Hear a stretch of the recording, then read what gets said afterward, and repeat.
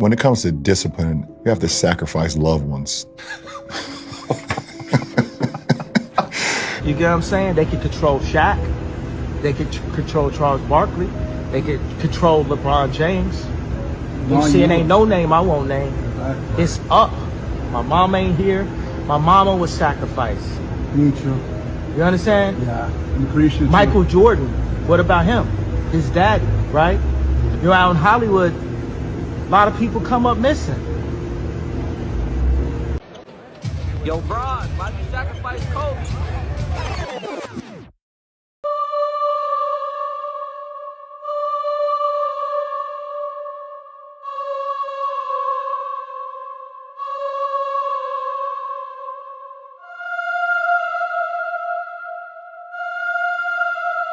Listen, I found this video concerning the way that JJ Reddick, leaned his head back and started laughing.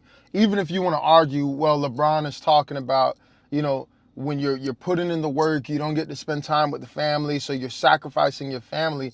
That's not the appropriate reaction to sit back and laugh, right? It's nothing really funny about that. Like, man, yeah, I've been putting in the work. I haven't got to spend as much time with my wife and my children, and then for you to be like, ha ha ha, and laugh. So to me, it seemed like maybe they had some kind of inside joke. And so, it's like, oh, I know how that's going to be taken when you say sacrifice your family. And of course, you see the little videos that the hand gestures and things like that people have been pointing out. I'm not sure, but one thing I know for a fact is, like, with the elites, it's almost like you can't get touched, right? We see what happened with Hunter Biden and his family, that stuff that was leaked on the laptop and how the media just kind of protects him. They won't cover it. We know if it was another family, they would push it, 24/7. And so how I would say I see the same thing with LeBron is a couple years ago, there was this Balco steroid PED scandal, and you can research it for yourself, but essentially, I believe his wife, she was listed in there with a couple of the trainers or whatever, that, they were in Miami having some kind of involvement. Look it up for yourself, right? Nothing came of it. I think that Tristan Thompson recently got busted for using the PEDs. That's one of LeBron's boys. But then what was more interesting was Kevin Garnett, a Hall of Fame basketball player, pretty much alleged that LeBron James was using PEDs. And many people have talked about it except the media. And that's why all of that is kind of suspect to me, because you would think, like, if Kevin Garnett, right, he's not just a nobody basketball player. Like, he was a pretty good player, won a championship with Boston. He comes out and he says, hey, one of the guys you guys say is maybe one of the greatest of all time is taking PEDs. And nobody in the media even wants to talk about it. Like, even the people who have, you could say, made a living off of critiquing LeBron James and being critical of LeBron James, it's not even a conversation. That's mysterious to me. At least we would say, like, if that accusation is being thrown out there, you would think the media would at least cover it because of who said it. And then there's been Kwame Brown. There's been a lot of different people that have, said things about it that have been covered in the media before, and they're just silent. And so to me, it's like, man, that's kind of suspect. The fact that for whatever reason they feel like they got to, protect LeBron. So there was the history there, and there was a couple other big names who made some accusations. And so that's just one thing I know about with the elites, right? They're just, Hillary Clinton, when she did what she did, smashed the cell phone, they're like untouchable, right? They get who they want to get. And so, I'm not saying here or there, but after what we saw, what happened with, the Usher thing the other day, some people say he was saying from the depths or whatever. The reality is we know that there's elites. We know that there's these secret circles of society. We know that there's the Freemasons, right? Some people think LeBron James is a Mason, right? And there's things that you have to do to be in these societies, and it's demonic. You know what I'm saying? So I don't know, guys. When it comes to stuff like this, I would just watch and pray, but I would not be surprised. Go look at the video that I did about Usher the other day. I think it's got like 140,000 views. Like, there's some real stuff going on, and it really comes down to what?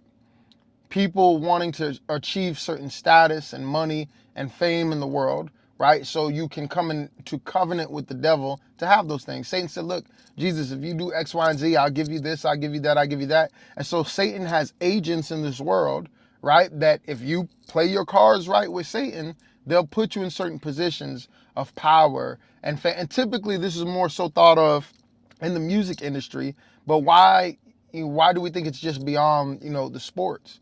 With the, the way that I feel like they kind of force LeBron, you know what I'm saying, on people, and that's why it's hard for, like, he's a great player, right?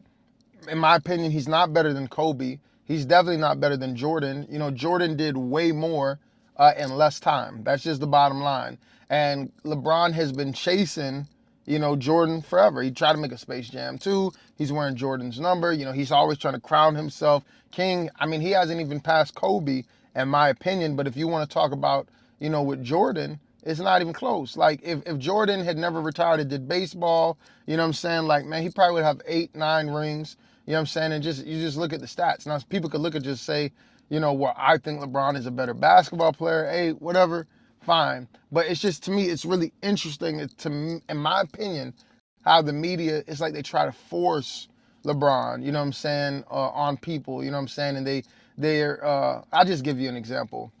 They say he makes his teammates better, but every year, right, they're trading the whole team away, or he never has enough, you know what I'm saying? So it's like it's like some kind of weird thing. Like, I'm like, man, does this guy, is he paying ESPN? Is he paying these people? Which Nick Wright, apparently people like that, they're Clutch Sports, right? They're signed to Clutch Sports apparently, from what I've heard. And so, there's people, and it's funny when you think about this on the bigger level, because we've always talked about this from the political side. There's people who own the different news stations who have their feelings, who have their opinions, who are in people's back pocket. So they're always going to present, the story in a way that's favorable to that individual if they like you or if you're in their pocket, right? And if they don't like you, they're going to do everything they can to destroy you. Or if you're coming against their agenda or you're coming against their guy, they're going to do everything that they can to destroy you. So I don't know.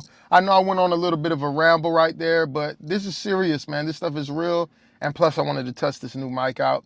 Hey, if you feel led to, go to www.marcusrogersministries.org to support what we're doing here in Chicago, and go check out that new single, Prodigal. It just released on all streaming platforms.